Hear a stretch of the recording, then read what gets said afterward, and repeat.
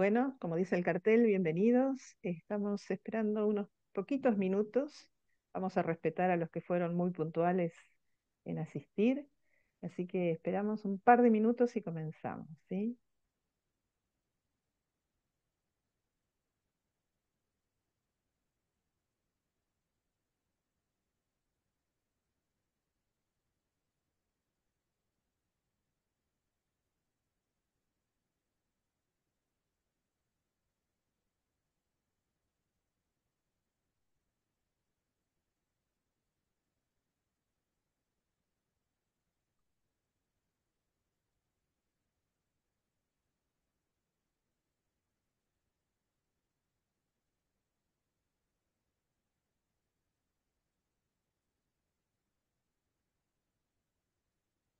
Te están saludando, Matías. Luciano Bussi. Parece que Saludo sí. para mi ex jefe de residentes.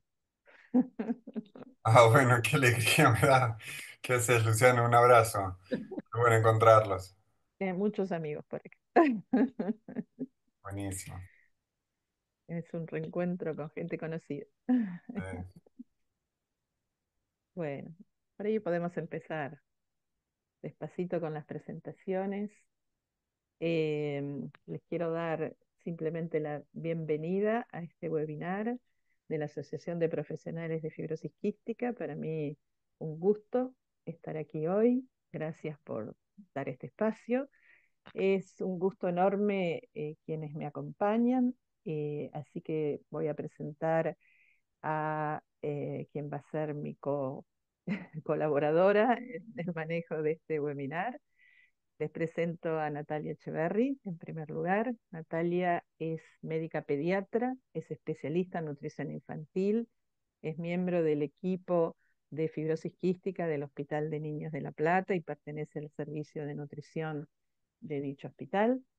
Ella es una experta en lípidos, además, que realmente no son muchas las personas que en la nutrición se dedican a eso. Y por supuesto, un gran placer, porque hay una gran amistad, en invitar a Matías Epifanio, pero bueno, la presentación formal se la va a hacer Natalia. Bueno, Matías, algunos ya lo conocen por los que vi en el chat, es muy conocido porque transitó los mismos pasillos de hospital que muchos que están acá.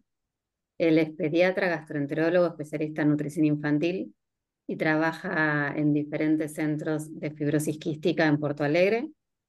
Muchísima experiencia porque también es docente de la facultad, publica artículos, así que es un placer tenerte y yo conocerte porque es la primera vez que nos conocemos. Así que bueno, acá estamos. Cuando quieras. bueno, muchas gracias, Natalia, Adriana. Bueno, primero es una alegría enorme, no se imaginan la alegría que es poder charlar así con compañeros, con profesores como Adriana. Siempre tengo que agradecer todo lo que tantas generaciones, ¿no, Natalia, de personas que se capacitaron con Adriana. Siempre es bueno agradecer a las personas que nos enseñaron mucho en la famosa Sala 13. Y bueno, nada, muchísimas gracias por estar aquí. Y bueno, vamos a ver si podemos contribuir con algo. Y lo más importante me parece esa charla, esa charla que podemos tener después, me parece súper interesante. Bueno, voy a mostrar, si les parece bien, lo que tenemos para Antes que compartir. arranques, Matías, Sí, sí, este, discúlpame. decirle a todos que por favor vayan mandando las preguntas a lo largo de la charla que va a presentar Matías. Así las podemos responder rápidamente sobre el final de la actividad. Así que no sean temerosos y pregunten durante la presentación o al final o después o cuando empecemos a discutir. Listo, Matías. Perfecto. Mensaje de casa. Bueno, a ver si puedo acá compartir bien. Saco esto cosito que está atrás acá. Bueno. Bueno, antes que nada, también quería un poco hacer una pequeña aclaración, ¿no? Que antes de empezar elegimos este tema porque justamente es un tema muy actual, ¿no? Que no existe específicamente lo correcto o lo equivocado y no existen muchas recomendaciones, ni guidelines, ni estudios bien hechos para lo que hay que hacer, lo que no hay que hacer. Entonces, por lo tanto, no tengo la más mínima pretensión de decir en una charla de qué es lo correcto y no lo correcto, sino simplemente aportar algunos datos para que después podamos debatir y conversar sobre el tema. Me parece que no hay nada no hay mucho escrito sobre eso, entonces no tengo esa pretensión enorme muchas veces de decir, ah, no, eso es así o no, está publicado así, sino traer algunos datos y suscitar un poco esa discusión. Bueno, vamos para allá. Entonces, me planteé estas preguntas, tal vez para conversar, cuáles son los principales cambios antropométricos después del inicio de los moduladores en general, ¿no? En los pacientes con fibrosis quística. Siempre se habla de riesgo o no de obesidad, qué está pasando con los pacientes, aumentan mucho de peso o no. Es un tema importante porque vamos a hablar de los suplementos. Y debemos suspender los suplementos nutricionales, entonces hoy se discute mucho, bueno, suspendemos en parte la kinesio, suspendemos esto, suspendemos aquel, que podemos disminuir del burden, digamos así, de esos pacientes. Debemos ajustarlos, cuándo existe algún parámetro, me parece que son preguntas interesantes, que no hay correcto o incorrecto de vuelta. ¿Qué evidencias tenemos sobre la absorción de nutrientes y el efecto pancreático de los moduladores? Es un tema muy importante porque mucha gente a veces, muchos pacientes inclusive se confunden con esta parte. ¿Y cuáles parámetros clínicos o datos de laboratorio nos pueden ayudar para pensar, bueno, en este paciente mantengo, en este paciente no mantengo los suplementos? Entonces, un poco la charla se va a basear en esto. ¿Tá? Yo quería hacer una pregunta porque me parece que es interesante y pueden responder acá ahora, nos van a ayudar. La pregunta que quería hacerlos para ubicarnos un poco en su hospital. ¿Qué porcentaje de niños usan hoy suplementos? Entonces, ahí pueden contestar arriba de 60% uno, entre 40 y 60, entre 20 y 40 y menos de 20. Me parece que nos ayuda un poco a ubicarnos y ver, ¿no? Diferentes realidades, diferentes situaciones. Entonces, les agradezco si pueden responder esa pregunta ahí, me parece interesante. Ahí ya están votando. Los invitamos a participar así. Vemos qué porcentaje. Vamos a Perfecto. esperar unos segunditos más. Sí.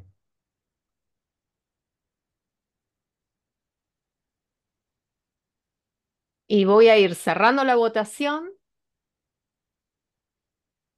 Y estos son los resultados. Bueno, gracias, Muriel. Bueno, muy interesante. Un 58% entre 20 y 40%. Cuando le pregunté a Adriana y a Natalia qué porcentaje pensaban, no me respondieron, entonces veo que está dividido, un 11%, 20%, pero interesante, de 20 a 40% en el hospital reciben todavía suplementos. Bueno, muchas gracias a todos por votar, vamos a seguir. Entonces, tenemos este dilema de la realidad. Me parece que coloqué el mapa de Brasil, pero me parece que es muy parecido en todos los países de Sudamérica, ¿no? Por un lado, tenemos con los moduladores menos gasto metabólico en general, ¿no? Digamos así, menos exacerbaciones, menos cuadros, infecciones recurrentes, etcétera. Mejora de los datos nutricionales, índice de masa corporal, peso, etcétera. Fácil acceso a los suplementos, o por lo menos en Brasil en general es fácil ese acceso a esos suplementos. Y tenemos también en la población en general y en los médicos, entre nosotros, mayor conciencia de la importancia de la nutrición. Pero por otro lado, también tenemos una falta de educación alimentaria, digamos así, en general en la población, muchas personas con falta de recursos, con dificultad de acceso a los centros de fibrosis quística. Los pacientes en general tienen, o los pacientes, aquí coloqué SUS, que son el Sistema Único de Salud, que son los pacientes que no tienen, ahí en Argentina, digamos así, no tienen prepagas, etcétera. Y los pacientes con alguna, como por ejemplo iliomeconial, que claramente en toda la literatura son pacientes que tienen problemas de peso. Y aquí coloqué un poco que bueno, hoy en día el registro brasilero nos da que sí, que muchos chicos todavía tenemos con un déficit de crecimiento. Entonces tenemos dos realidades, ¿no? Por un lado, avanzamos en la tecnología, en el avance, tenemos los moduladores, etcétera, todas esas mejoras, y por otro lado, tenemos una realidad que también es la que vivimos día a día todos, imagino que todos ustedes. No voy a entrar mucho en tema, pero obviamente sabemos que esta tríade entre infección, obstrucción e inflamación es muy importante. Esa inflamación intestinal es sumamente importante y actúa en la absorción. Tenemos varios mecanismos digamos, perpetúan esa inflamación, alteración del moco, bajo bicarbonato, el pH, alteración del metabolismo de la bilis, diferentes factores proinflamatorios, que todo esto sabemos por diferentes estudios que afectan esa absorción y esta tríade la conocemos muy bien. Sabemos que los moduladores básicamente mejoran muchos aspectos, desde todos los que están aquí escritos, pero evidentemente no mejoran, no tienen claros datos, en algunos pacientes sí, pero no la función pancreática. Pero sí vemos que, bueno, que muchísimos datos, desde el Ivacaftor que surgió, mejoran el índice de masa corporal, disminuyen las manifestaciones gastrointestinales y varios síntomas. Ya Mainz nos mostraba en la parte gastrointestinal, digamos así, cómo que mejoraba después del uso de los moduladores la calidad de vida, el apetito, la constipación, el reflujo, el dolor, varios scores, digamos así, mejoran claramente de todos los síntomas gastrointestinales por los moduladores y esto está muy claro, ¿no es cierto? Entonces, cuando nos preguntamos, bueno, pero ¿por cuál mecanismo se da básicamente el aumento de peso y el índice de masa corporal de los moduladores? Sabemos que el páncreas es un órgano muy especial, donde tenemos una precipitación proteica que obstruye esos ductus, los dilata y los causa una fibrosis a lo largo de los años, digamos así, ¿no? Entonces, la famosa fibrosis quística del páncreas nos determina esto. Y cuando vemos una tomografía de chicos mayores, inclusive, muchas veces ustedes vieron tomografías abdominales, tenemos aquí un páncreas normal, pero ya en pacientes con mayor edad vemos una lipomatosis parcial, o sea, se llama destrucción importante del páncreas, y en adultos inclusive o en adolescentes mayores vemos una lipomatosis completa donde el páncreas prácticamente está sustituido, una fibrosis muy importante, y en esos pacientes muchas veces empezamos a ver diabetes, ¿no es cierto? Entonces, esa función pancreática muchas veces está relacionada con la reserva y la obstrucción distal. Este slide, este dibujo me encantó, es originalmente de Peter Dury, pero nos muestra así que esa reserva pancreática va disminuyendo hasta llegar a una insuficiencia pancreática y esa obstrucción ductal va aumentando y llegamos, bueno, a la función del CFTR tan baja que menos del 5%, donde nos determina una insuficiencia pancreática. Y sabemos claramente que algunos los moduladores en mutaciones leves pueden mejorar ese porcentaje de la función de CFTR, llevando muchas veces a pacientes que eran insuficientes pancreáticos, algunos pacientes a suficiencia, inclusive a pancreatitis, episodios de pancreatitis. Pero esto no es el tema de hoy, pero quería dejar claro esto porque es importante aclarar cuando estamos hablando de nutrición en los pacientes, ¿no? Tenemos claro que la elastasia fecal en algunos pacientes está relacionado con el inicio del modulador, entonces cuanto menor edad, mayor probabilidad que ese paciente pueda mejorar. Ahora con la liberación, digamos, a partir de 2 años en Estados Unidos, y bueno, otros moduladores más tempranamente vemos esas publicaciones, ¿no?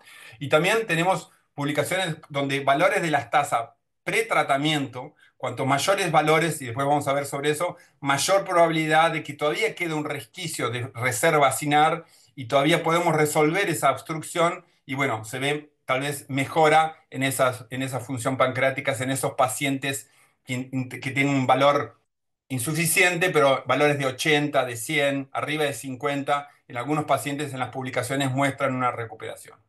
Acá tenemos un resumen, traje brevemente las publicaciones últimas. Ustedes ven acá que cuando empezamos con el tratamiento de los moduladores más tempranamente y con más tiempo, ¿no? Acá tenemos, por ejemplo, una publicación de 12 meses, esta última, no sé si ven la flecha, pero acá de 12 meses, con pacientes en una edad media de 4 años, vemos una recuperación un poco mejor de la función pancreática, hasta una modificación en media de 89, o sea que una gran mejoría en estos pacientes cuando son tratados precozmente en el páncreas. Pero bueno, en definitiva, esto está cambiando, está evolucionando, pero hasta hoy, ¿qué es lo que mejora el peso y el índice de masa corporal? Claramente es la reducción de la inflamación intestinal.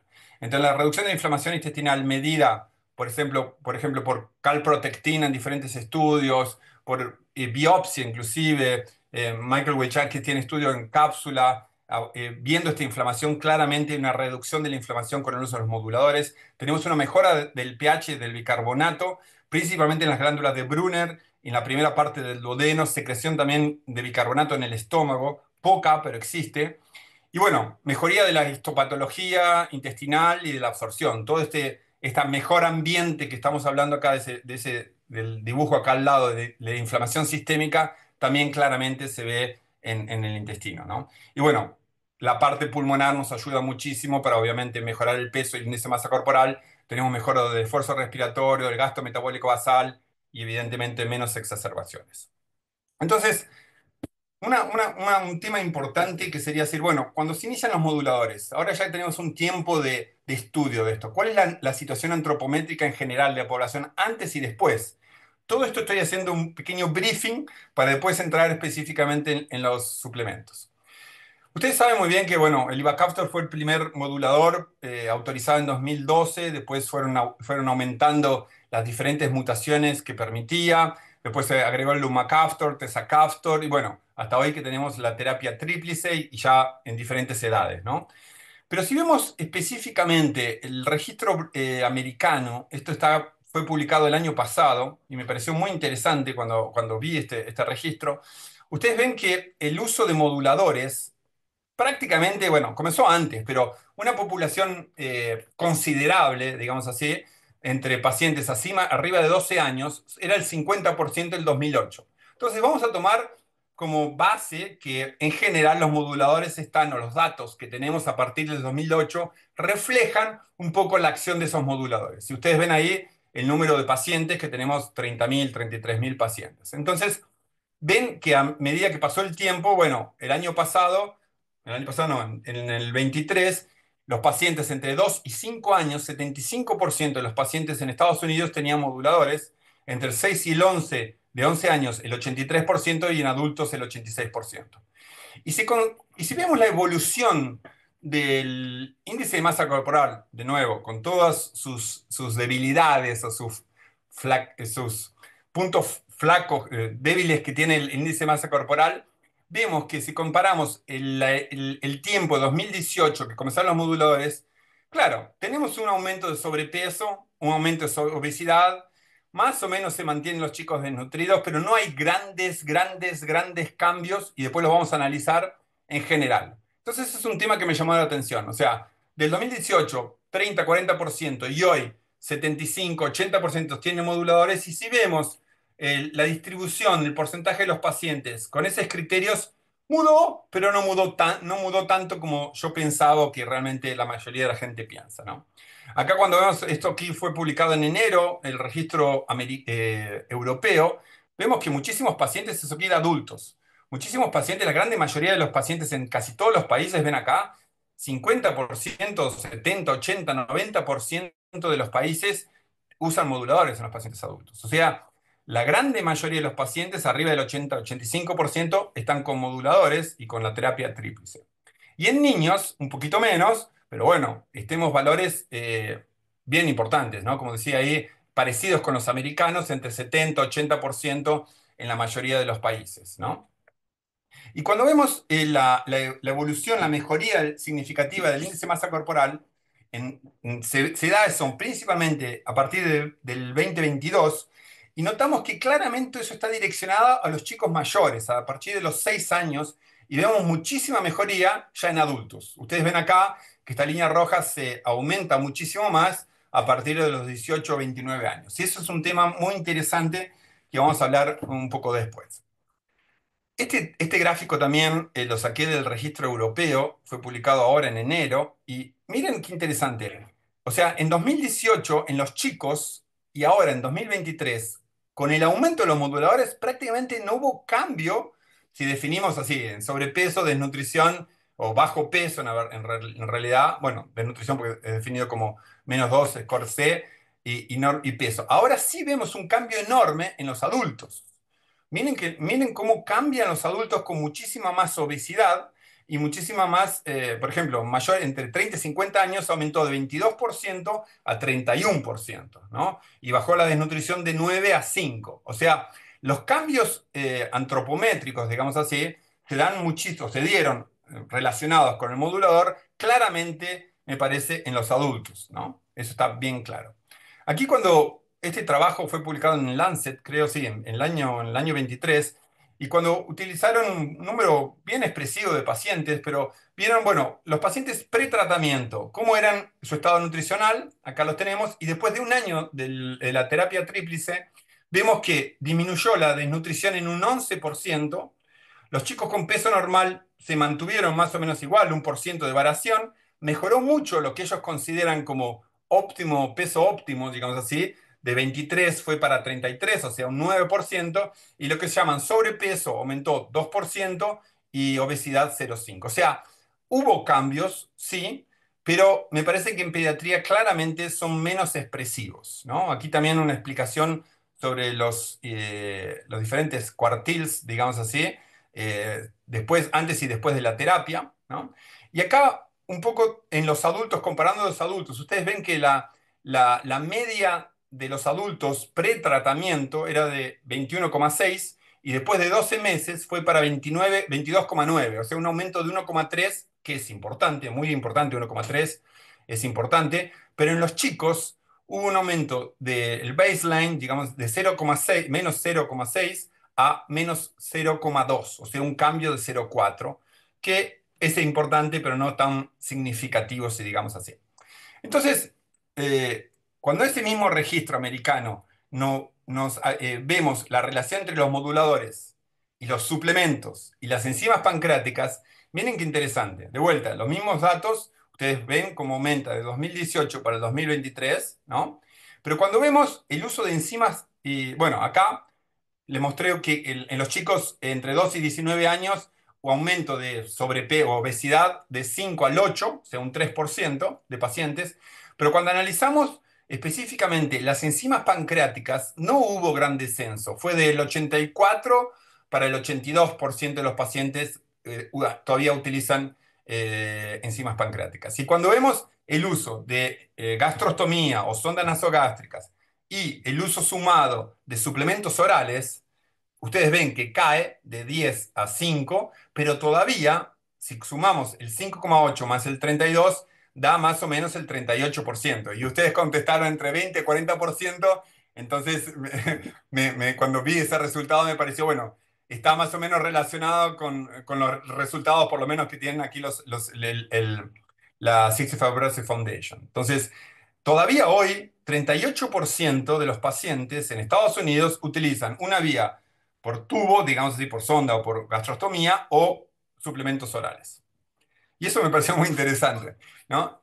Bueno, a partir de ahora quería mostrarles qué poca evidencia que existe con el uso de suplementos o no hoy en día cuando usamos conjuntamente moduladores. Entonces, para eso voy a hacer la segunda pregunta y ahí Muriel me va a ayudar para ver un poco. ¿Usted considera que el uso de suplementos es útil? ¿Cuál aspecto? Bueno, ahí está la pregunta, no voy a leer todas las respuestas para no confundirlos y lean con calma. Le vamos a dar unos minutitos.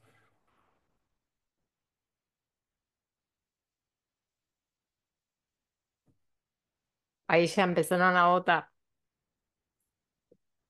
No puede votar también, Natalia, ¿eh? Ujú.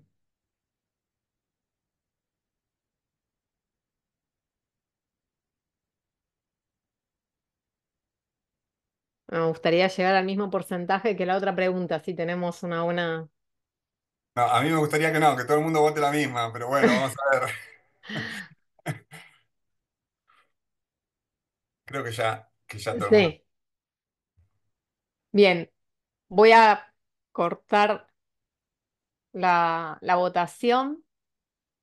Ahí estamos. Perfecto. Y estos son los resultados. Bueno, perfecto. 92% que sí, que nos aporta calorías, macronutrientes, proteínas y vitaminas, etcétera. Me parece muy buena el concepto, ¿no? Para todos seguir entendiendo la función específica y ahora vamos a charlar un poquito más sobre eso de los suplementos. Voy a pasar acá. Bueno, ¿cuándo están indicados los suplementos? Creo que todavía tenemos, la revisión que hice, todavía tenemos estas recomendaciones, ¿no es cierto?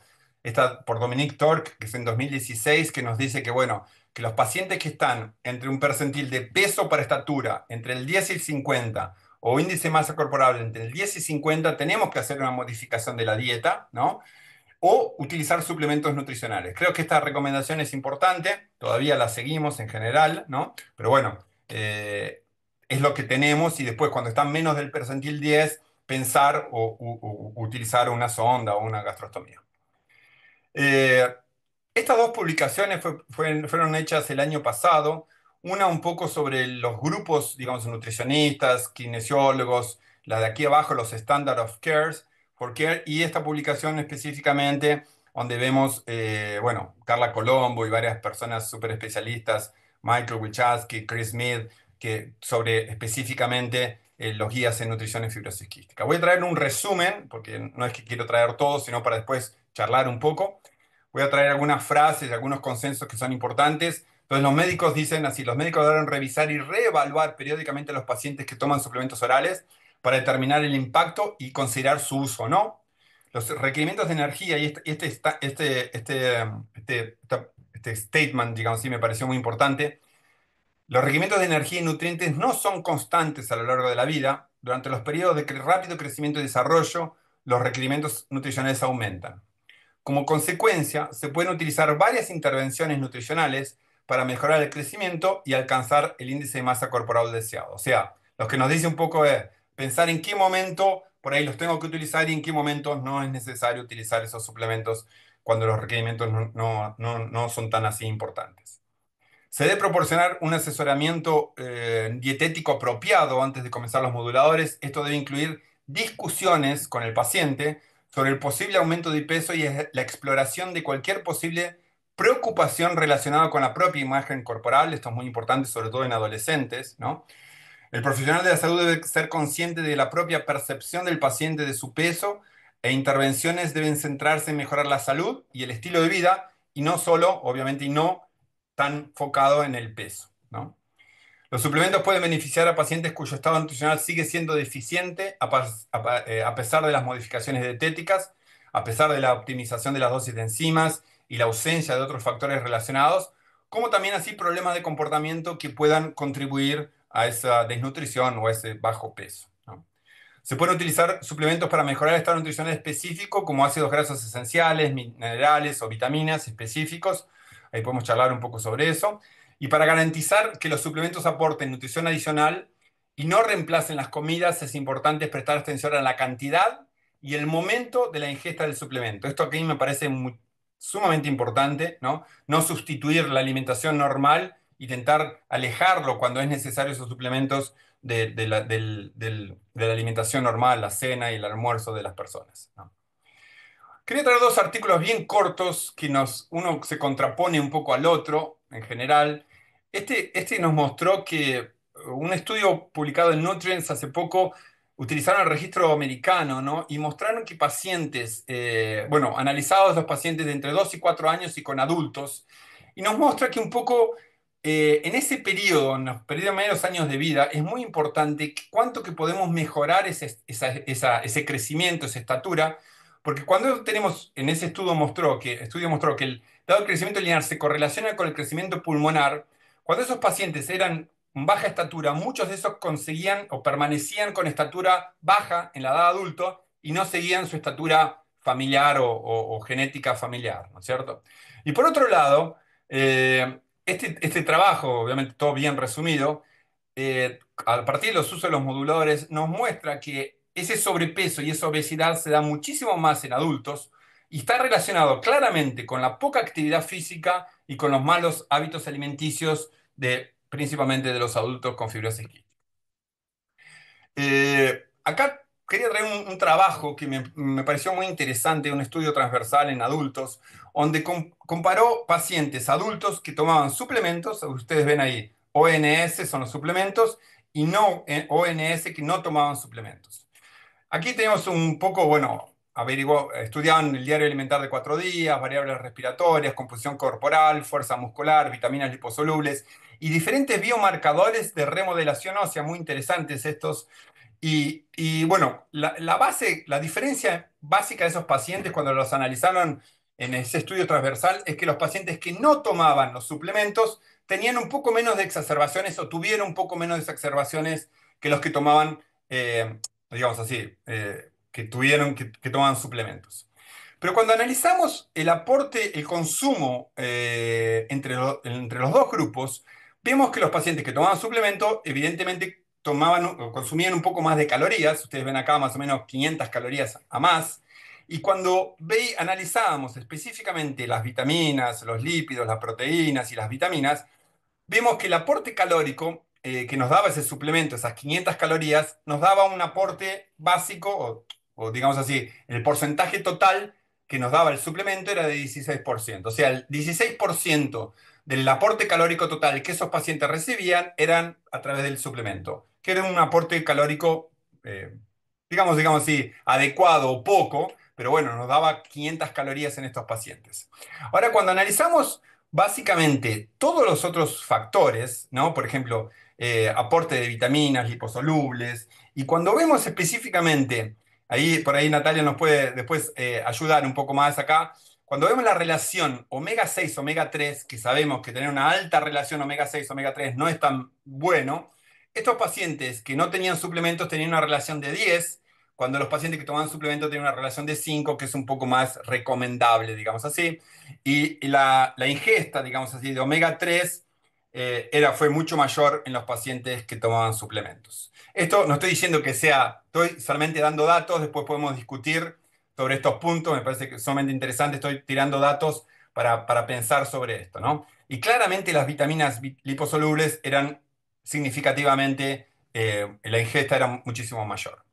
Cuando analizamos específicamente qué pacientes, y aquí me parecía muy interesante, qué pacientes tenían valores muy bajos de vitaminas liposolubles. Ustedes ven que los pacientes que tomaban suplemento, ninguno de ellos tenían bajos niveles o por abajo del punto de corte que se utiliza para decir que tienen deficiencias. O sea, todos los pacientes que tomaban suplemento, ninguno de ellos tenían, por ejemplo, vitamina D abajo de 20.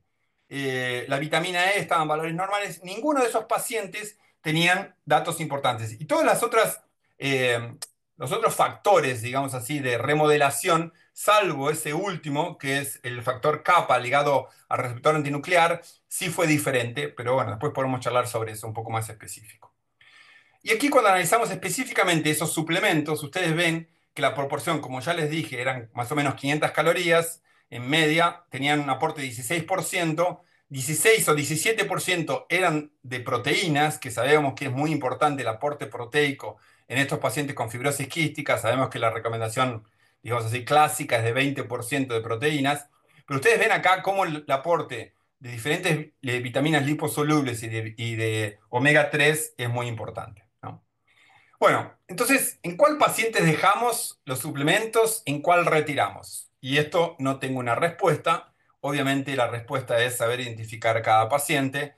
Y acá cuando leemos aquellas dos publicaciones, cuando específicamente nos trae ese tema, ese guideline nos dice que el uso de herramientas de evaluación nutricional específicas pueden utilizarse como un paso inicial, ¿no? Para ayudarnos un poco, ¿no?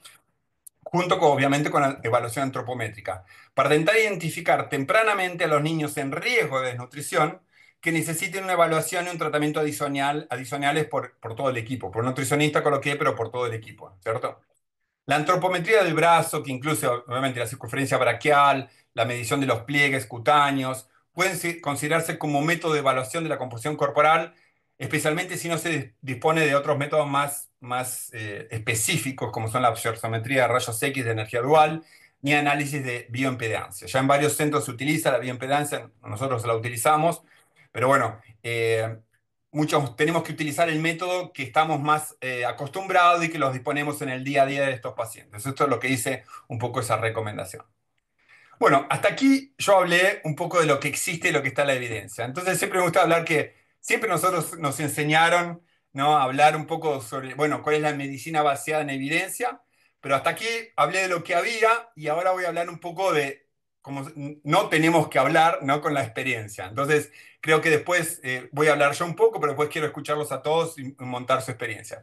Y cuando hablo de esto, obviamente uno se siente mal hablar en la experiencia, pero me gustó una frase de un escritor brasilero que aclara esto, digamos así, que por las pequeñas confusiones que hablar de mi experiencia puede causar, pido disculpas, pero por las grandes confusiones yo no me responsabilizo. Entonces me pareció gracioso decir que, bueno, cuando hablamos de experiencia, no me responsabilizo si esto lo aplican a mucha gente, porque evidentemente es solamente experiencia. Quería traer dos ejemplos un poco para dos situaciones clínicas para charlar sobre esto de los suplementos. Este es un caso de una chica con 9 años, homocigota para delta F, antecedentes, una paciente grave, hilio meconial, pseudomonas, toma 3 suplementos por día, tiene una función pulmonar 70%, un peso y una estatura digamos así, que está evolucionando en esa altura. Los padres son altos, son de origen alemán, y esa es su estatura, no me acuerdo cómo se dice en español, pero es estatura familiar o algo, no sé cómo, estatura que pretendemos que llegue. Ustedes, ¿cómo se llama Genético, algo el genético? Sí. objetivo genético. El objetivo genético.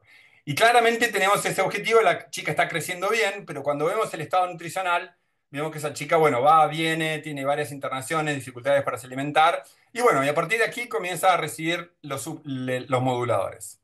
En ese paciente, cuando vemos muchas veces, acá vemos la recuperación nutricional, los primeros meses de vida, los primeros meses después de los moduladores, siempre es espectacular, creo que todos tenemos esa experiencia. Entonces aquí en ese paciente probablemente cuando ya llega al score C -1, nos planteamos en reducir los suplementos y cuando mejora un poco más, claramente los retiramos los suplementos. Eso puede ser una práctica, digamos así, diaria o una recomendación en general.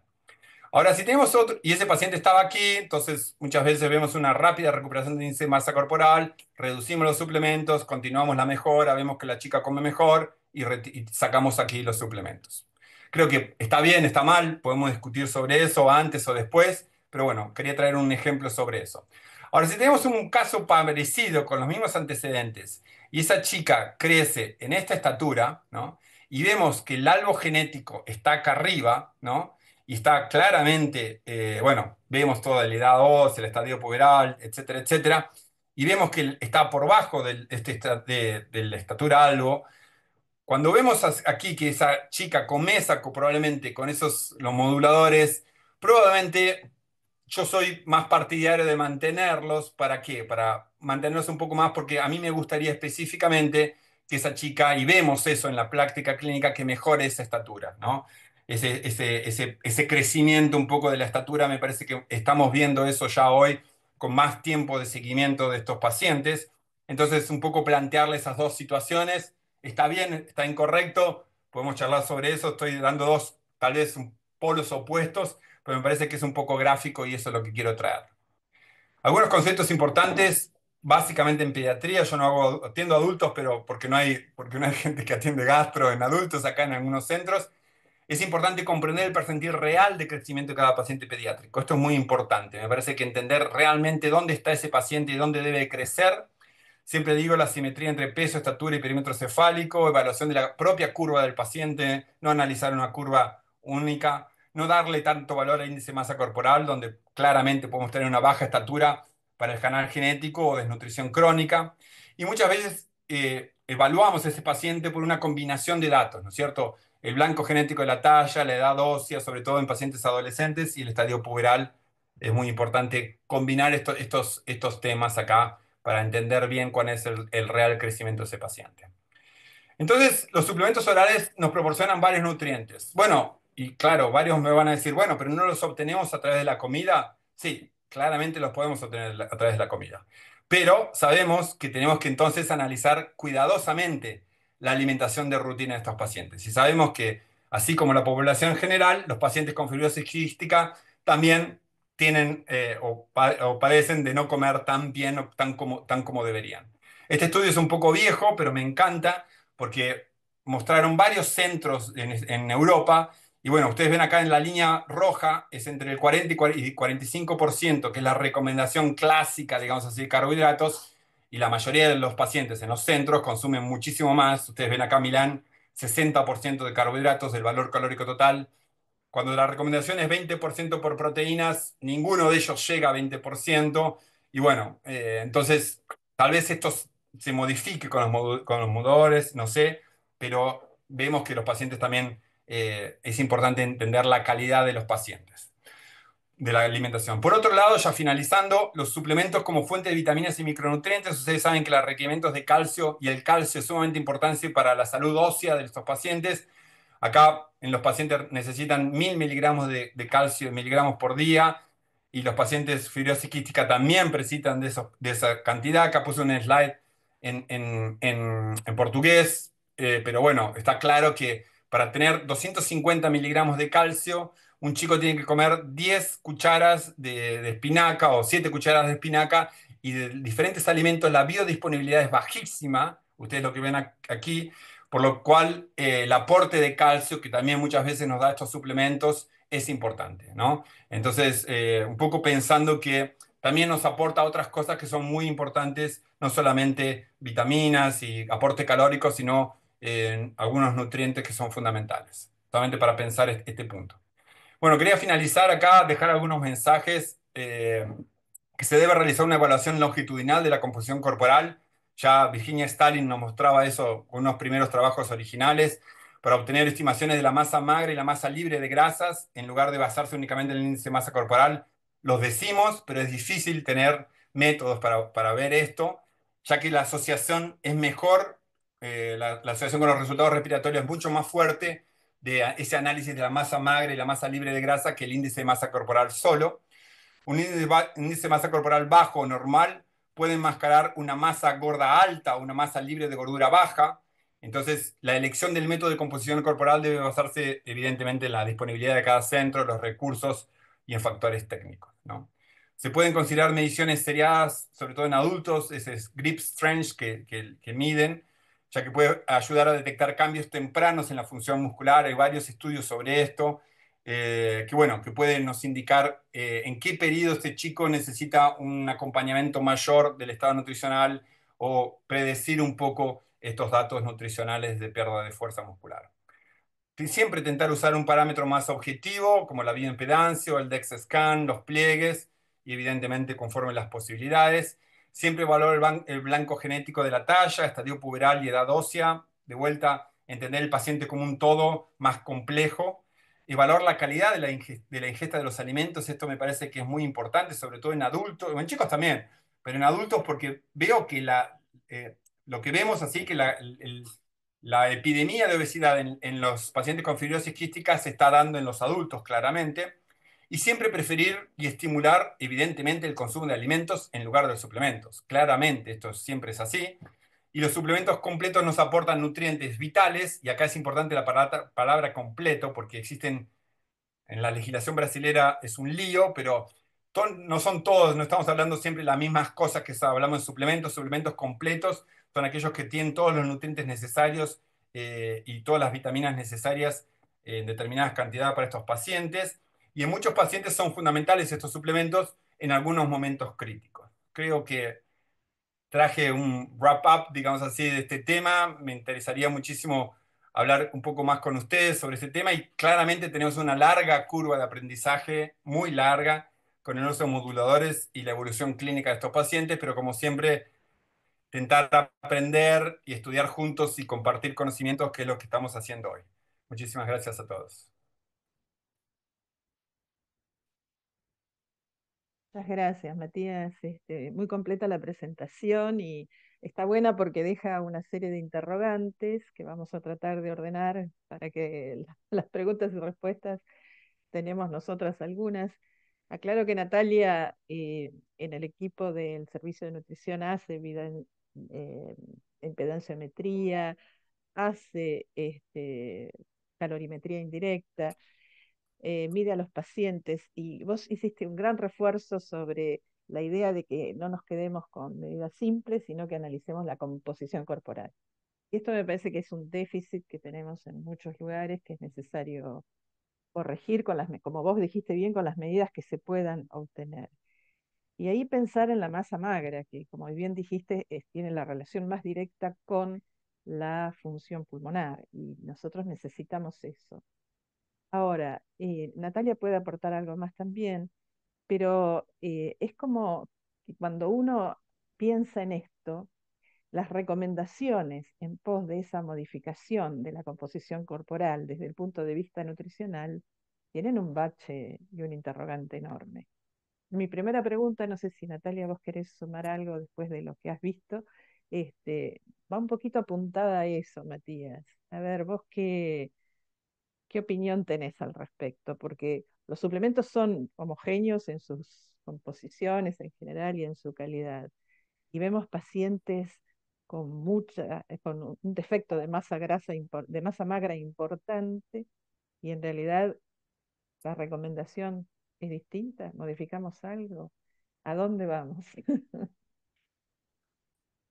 Nunca una pregunta fácil, ¿no, Y Natalia? bueno, pero si sos un experto. No, pero no, me parece que así, que tenemos que, me parece, bueno, primero muchas gracias de nuevo y me parece que tenemos que pensar, digamos así, si nuestro objetivo, siempre los guidelines, ¿no? Adriana, nos dicen, bueno, llevar a estos chicos a la normalidad, o sea, o los adultos a la normalidad, ¿no? Eso es lo que queremos, ¿no? Que sean, y los adultos y los chicos también, no todos tienen mucha masa magra, digamos así, o sea, claro que tenemos que intentar que tienen adecuado, pero bueno, la realidad de la gente, de la población general que no es fibrosis quística, también no es eso. Entonces, a veces me parece que queremos hacer, como se dice, más papista que el Papa, digamos así. Queremos hacer, eh, tenemos que tener una conciencia de que, bueno, está bien eso, pero también no pasarnos para el otro lado. O sea, no sé si me entendés lo que estoy diciendo, ¿no? Tenemos que tener esto, pero no forzar demasiado para que eso que está siendo muy bueno, que tenemos mejores datos nutricionales, no se convierta en un karma, digamos así,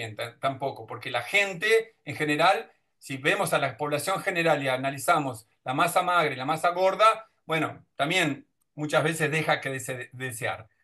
Estoy de acuerdo con vos, Adriana, que bueno, no hay, también por otro lado tenemos que tender a eso, tenemos como la actitud de médicos de hacer eso y mejorarlo, pero también no tenemos recomendaciones claras y hay mucha variación de chicos, hay chicos que no hacen ejercicio, hay chicos que sí, adultos que no. Entonces es muy delicado este tema, me parece así. ¿Cuál es el gold standard? ¿A dónde tenemos que llegar? ¿Quién responde? Difícil, digamos así. Sí, creo que la mayor preocupación es esta recuperación rápida en la ganancia de peso, que puede significar una ganancia de masa grasa y nos podemos quedar muy contentos con esto. Y realmente es como que hay que ir por un cambio. Hay un viejo trabajo sobre nutrición enteral que se tardaba más de 6 meses en comenzar, después del Claro, soporte nutricional, la ganancia en masa claro. magra. Primero se ganaba masa grasa y después se buscaba. Pero bueno, Nosotros, sí, perdón. no, me acuerdo que hicimos un estudio específicamente con los chicos, internaban por 15, 20 días de exacerbación y le hacíamos una bioimpedancia al inicio y otra al final y analizamos cuánto que comían y bueno, intentamos correlacionar y la gente claramente aumenta de peso 2, 3 kilos y era solamente masa gorda, digamos, grasa, ¿no? O sea, no ganaban nada de músculo. Entonces, bueno, Lo rápido es eso, en definitiva. Y claro, además, claro. Entonces, bueno, sí, estamos felices a- porque ganó peso, pero bueno, no además es lo que desearíamos, ¿no? otro factor que es la inflamación, contra Claro. la cual es muy difícil luchar. Y las citoquinas elevadas y la inflamación constante, por supuesto que crea una composición corporal que a veces no es la que Nati mide en el servicio.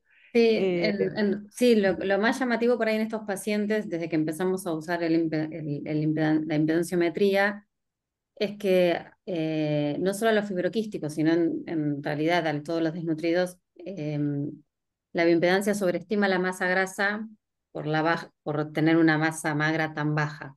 Sí. Entonces ahí me parece que es un punto como en contra, porque solamente con los pliegues podemos evaluar masa grasa y nos estamos quedando sin una pata fundamental que es la masa magra, que si bien ya sabemos que todos los pacientes están sarcopénicos, pero la bioimpedancia en eso es mucho más específica en masa magra que en masa grasa. No sé si a vos te pasa que esto, que sobreestima la masa grasa, entonces pacientes que tienen un Z de -2 tienen una grasa superior a la media, como si no tuvieran fibrosis quística.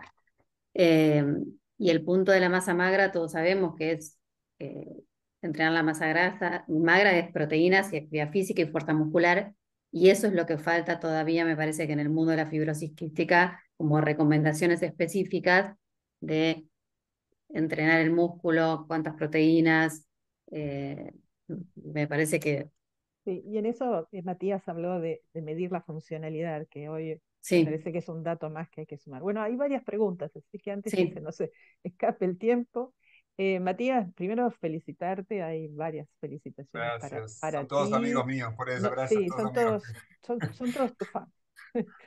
Bueno, y hablan mucho, bueno, de cuestiones de suplementación específica para salirnos ya de la ganancia de peso y eso. Un punto en cuestión, creo que lo pregunta Sandra Cosentino, no sé si vos la conocés, Sí, es sí, de Neuquén. En claro que realidad sí. es la suplementación de ácidos grasos esenciales. Y allí cuando uno lee los trabajos, está leyendo trabajos que, bueno, viejos de Starbucks de hace muchos años, que siempre hacen hincapié. Una vez creíamos que con el DHA casi curábamos la enfermedad con los trabajos de Friedman, pero no hay recomendaciones al día de hoy específicas. Y también hay una gran dificultad para dosarlos. No sé, tu opinión, Matías, en Mi relación a eso. opinión es eso, me parece que vamos pasitos muy, eso es lo que vemos, ¿no? Cuando vemos los trabajos esos nos llama, nos da muchos celos que pueden medir esas cosas y nosotros no podemos medir nada y es todo, inclusive si vemos la realidad aquí en Brasil también no pueden medir muchas vitaminas, o sea, es la realidad. Acá es la Entonces no pueden, vitamina E, por ejemplo, es difícil dosar, muchos de los hospitales no lo autorizan, esa es la realidad. Entonces, bueno, soñar con dosar eso me parece espectacular, pero bueno, la realidad no es esa y también no tenemos recomendaciones claras. Entonces, yo no puedo pedir que el hospital compre eso cuando todavía, cuando dice, bueno, cuál es, digamos así, qué vamos a hacer con esto, ¿no? Es un tema importante, creo que sí, estoy de acuerdo con vos, Adriana. Ok. Hay dos preguntas que podríamos juntar. Excelente presentación, Matías. Para modular el uso de suplementos. Perdón, ¿querés leerlas vos, Nati? ¿Sí? Hay esta pregunta y la que sigue se pueden juntar para que Matías dé una respuesta. Perdón, te estaba quitando. Perdón, no. Seguí leyendo porque ahora me perdí cuál estabas leyendo, Bueno, Adri. para modular el uso de suplementos, soy muy habladora. Está El bien. uso de suplementos, cómo realizar un control de laboratorio de niveles séricos de nutrientes traza y principales vitaminas liposolubles, pregunta Fernando. Y hay otra pregunta de Sandra Pochettino de Rosario. Aún con triple y suplementos vitamínicos nutricionales, son pocos los pacientes que logran dosajes normales de vitaminas, adherencia, pregunta, alimentación inadecuada, ligada al bajo medio social. Y bueno, y también si se modifica el aporte de vitaminas liposolubles desde la inclusión de los moduladores. Algo contestaste en tu Yo charla, pero no, podríamos especificar un poquito. sí, A ver. saqué, hay varios artículos sobre eso, sobre los niveles de vitaminas liposolubles con los moduladores en general. Se mejoran, hay un estudio muy grande que mejoran un poquito, pero el grande problema es con la vitamina A, que puede causar una hipervitaminosis, pero no me parece que, o sea, me parece que en general se mantienen iguales. El único tema más importante que varía más, no traje ese artículo, pero varía más es la vitamina A. Pero bueno, nosotros no tenemos tan bajos niveles de vitaminas. O sea, en general todos los pacientes que te seguimos y acompañamos, los pacientes chicos sí, muy chiquititos sí, pero porque bueno, muchas veces no tenemos las vitaminas. Acá en Brasil hay una que se llama, bueno, puedo decir la marca, se llama Paravit, después antes había Aquadex, Decas, eso van cambiando conforme el gobierno compra, pero hay mucha falta en diferentes estados, en diferentes provincias acá, y eso sí es una dificultad, porque tenés que arreglarlas esas vitaminas con diferentes vitaminas del mercado y es difícil. Pero en general no tenemos déficit tanto de vitaminas liposolubles en sangre, por lo menos no tenemos algún que otro paciente, pero no es habitual. Tampoco D, vitamina D, No, ¿no tienen dificultades? no tenemos, no. Acá Silvina Lubovich del Gutiérrez, Hospital Gutiérrez, muy linda presentación. Hemos visto una gran mejoría en el dosaje de vitaminas A, D y E en los pacientes con la triple terapia. Incluso en 2 pacientes debimos suspender el aporte extra de vitaminas. Bueno, son experiencias en pacientes que no son todos iguales, probablemente, ¿no? Y obviamente los pacientes en la primera vez comen mucho más. Ustedes ven que, bueno, después del tema de enzimas pancreáticas, otro tema, pero comienzan a comer mucho más, tienen mucho más apetito, menos exacerbaciones, menos cansancio y bueno, la propia alimentación ya tiene esas vitaminas, entonces probablemente lo que estaba habituado a tener diferentes valores, vemos que un aumento mayor, ¿no es cierto? Ujú. Inclusive el tema de las vitaminas liposolubles, sabemos que no tenemos ningún mecanismo para absorber las vitaminas en los pacientes fibroquísticos, solamente le damos una dosis más alta. Entonces, cuando esa inflamación baja, esa absorción es mejor también de las vitaminas liposolubles. Eso es bien importante. Entonces, en general vemos mejoría o vemos pacientes, como dijo acá la colega, que tienen mejores valores en algunos pacientes. Sí, el riesgo es la vitamina A, que en algunos productos es bastante alto el aporte, ¿no? Y hay alguna Eh, descripción de algunas. ¿Querés leer esa pregunta, Sí. Nachi? De Hilda Lande, considero importante el bajo nivel de adherencia a la ingesta de vitaminas y enzimas con la administración de moduladores, además de la educación al respecto.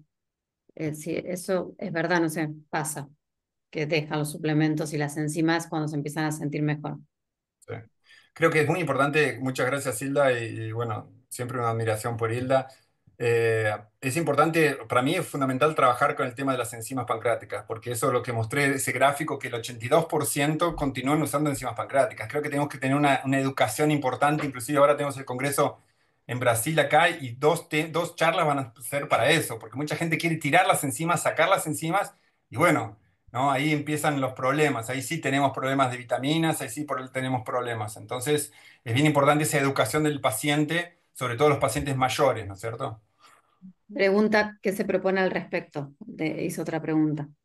Para mí, educación, charlar con el paciente y explicarle específicamente esto del páncreas. Creo que explicarle el tema del páncreas, sobre el que ya muchas veces no tiene recuperación. Claro, porque es muy lindo escuchar artículos de que sí, se recupera la estasa fecal, pero en la realidad, no sé, yo tengo un paciente, de todos los pacientes, uno solo que recuperó. No sé cuántos ustedes tienen, pero no es tan frecuente en chicos mayores que recupere a niveles mayores de 200 y que realmente esa elastase fecal se mantenga, porque sabemos que es importante medirla serialmente, esa elastase fecal, y no Eso que solamente, decís, es muy eso, y no importante. solamente una medición. Entonces, es un tema muy de educación.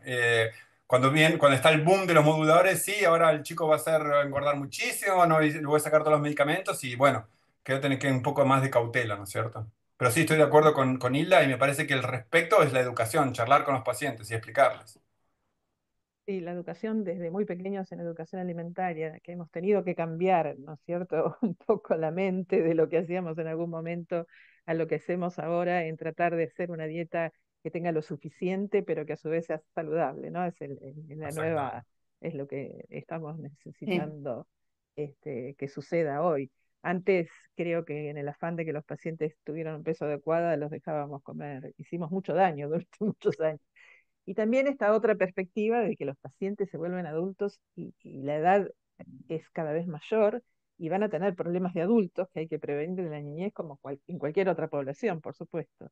Pero a ellos se les suma la inflamación, que es un factor de riesgo para todo lo que es cardiovascular, y se les suma una ingesta de sodio que hicimos también estragos en en nuestro pasado y que hoy quizás tengamos que repensarla, ¿no?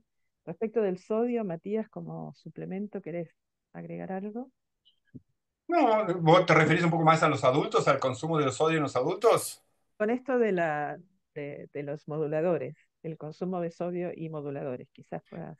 Creo que esto hay que reeducarlo, ¿no es cierto? Porque nosotros teníamos siempre la idea de que, bueno, se pierde mucho sodio y cloro, y esto claramente no es, después con los valores que vienen con el test de sudor normal, prácticamente con 20 ya no pierden más. Entonces, el hábito que ya tienen de consumir muchos alimentos con sal o esos suplementos de sal, lo tenemos que rever, evidentemente, y cambiarlos, porque si a los chicos ya le estamos dando los módulos son del test del sudor baja para 20 o baja para 25, ya no necesitan claramente esa cantidad. Y es un tema que de vuelta tenemos que tratar y nosotros educarnos y pensar en eso. Digamos, bueno, ¿qué tenemos que parar? Las enzimas pancreáticas sabemos que no, por lo menos en la grande mayoría, pero el sodio sí.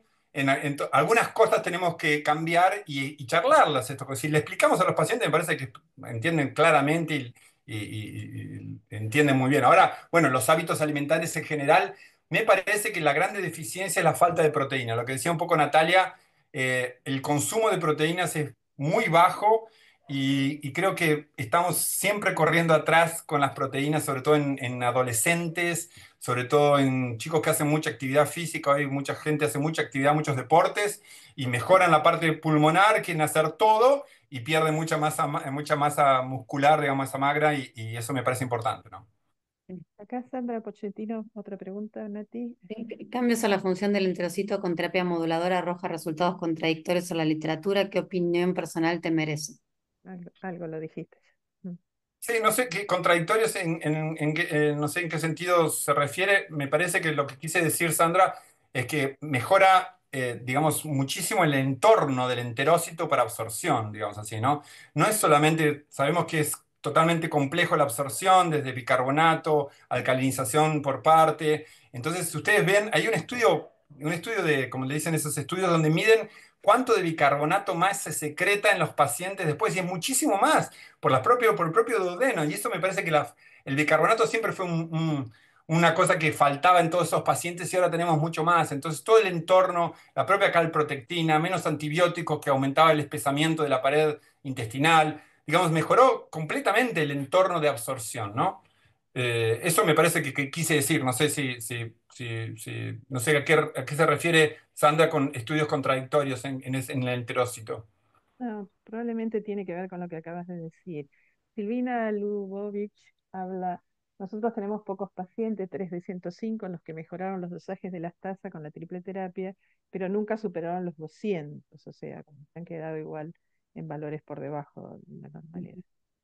Bueno, ahí es Bueno, importante ahí conversar con la familia, ¿no es cierto? De ver, bueno, dosar, ver cómo se siente, porque los pacientes claramente quieren sacarlos y cuando empiezan a muchos pacientes chicos sobre todo, empiezan a ficar constipados, ¿no es cierto? Ya no, le saco las enzimas y mejora. Pero digamos, estamos tratando, sacando las enzimas, una constipación que está relacionada con otros factores, ¿no es cierto? Entonces, es importante ir despacio, con cautela, reducir una parte, ver cómo está, dosar de vueltas vitaminas, es un tema. ok.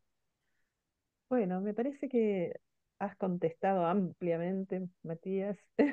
Ah, Bueno, esto de insistir en la educación claro. alimentaria me parece que es fundamental. Hemos Sí. hecho muy poco de eso en el pasado y hoy por hoy me parece que hay que focalizarse mucho en eso. Hay un artículo muy interesante que se hizo una encuesta a médicos que trabajan con fibrosis quística sobre cómo tratarían o qué recomendaciones de alimentación darían y no saben, porque no están acostumbrados a hacer recomendaciones de alimentación saludable, ni tampoco saben cómo abordar el tema de la obesidad, entonces es como complejo empezar a hablar desde el inicio de la alimentación complementaria, de agregar cosas, digamos, que eran inimaginadas en los pacientes con fibrosis quística, de bueno, decir, no, en vez de manteca usa aceite, eh, o a los chicos más grandes que desayunen con huevo, porque están con los moduladores, tienen que echar grasa, pero no Sí, es la manteca con el dulce de leche, es como, bueno, huevo, sí, o sea, ese sí. cambio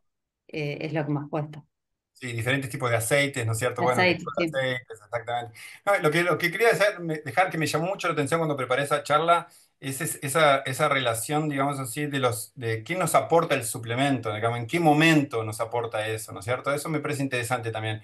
Porque claro, momentos que no necesito el suplemento y no lo voy a necesitar. Pero ustedes vieron, 40% prácticamente de los pacientes con 75% de moduladores todavía usan suplementos en Estados Unidos, ¿no? Eso me llamó la atención. Es un dato que por lo menos salta y me muestra que, bueno, todavía pacientes, no es que mejora los modulares completamente todo, ¿no es cierto? Por un lado eso y por otro lado que los pacientes que inician suplementación después tienen mucho temor de Sí, dejar la suplementación, ¿no? Se apoyan mucho en que eso los va a seguir mejorando. Y algunos, incluso que han ganado peso, y hay que decirle, bueno, basta, hay que convencerlos de que eso es posible de dejar. no, estoy de Bueno, acuerdo. Y nosotros también convencernos de que hay que sacarlos también en algunos pacientes, ¿no? claro, Porque es fácil también, no, con eso me aseguro que me doy. No, bueno, vamos a trabajar la tal alimentación, cual, como decía Natalia, ¿no es cierto? tal cual. Bueno, Matías, excelente, gracias por Muchas gracias. tu buena onda, No, no, por muchísimas por tu gracias. conocimiento. Creo que todos son salutaciones para ti Sí, Bueno, en el chat y en todos lados.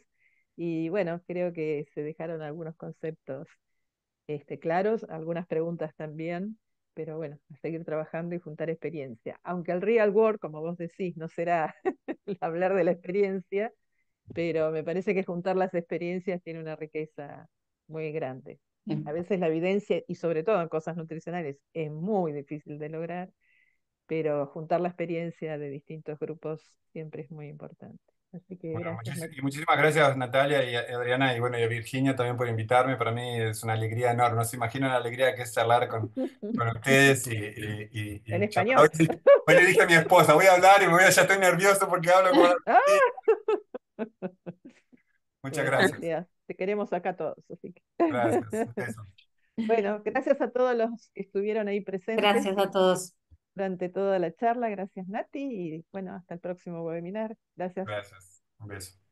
Gracias.